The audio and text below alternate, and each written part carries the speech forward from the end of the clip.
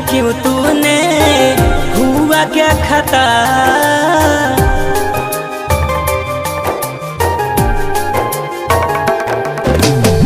याद तेरा दिल से ना जाए बेवफा, दिया दागा क्यों तूने, हुआ क्या खता।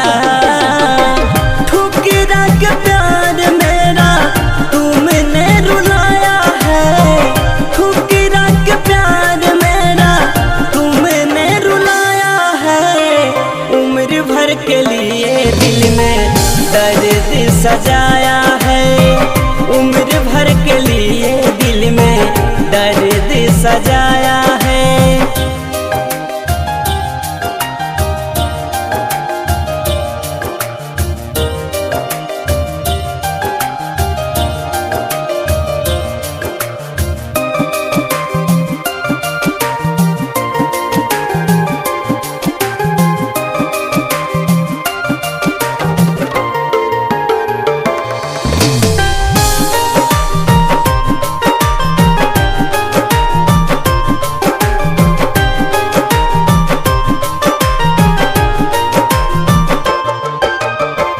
तुझको चाहा था मैंने जान से भी ज्यादा, तोड़ दिया कसमें तूने और सारे वादा।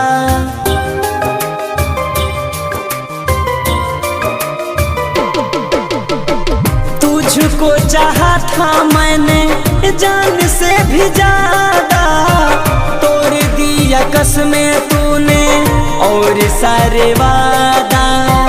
दुनिया उजाड़ मेरी तूने तर पाया है, दुनिया उजाड़ मेरी तूने तर पाया है।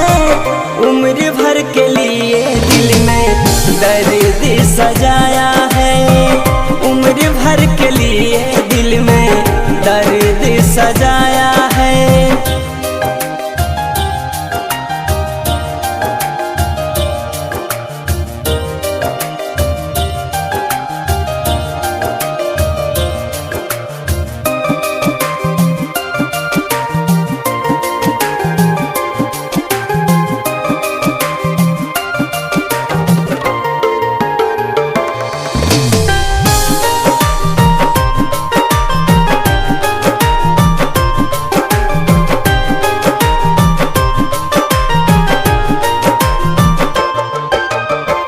जाओ हर जाई तुझे खुशी मिले ना गम, तेरे बिना तन्हाइयों में जिलेंगे हम।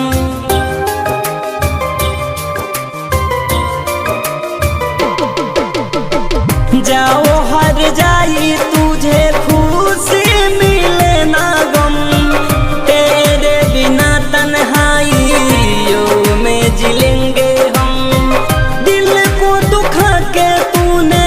बबन को सताया है, दिल को दुखा के तूने बबन को सताया है।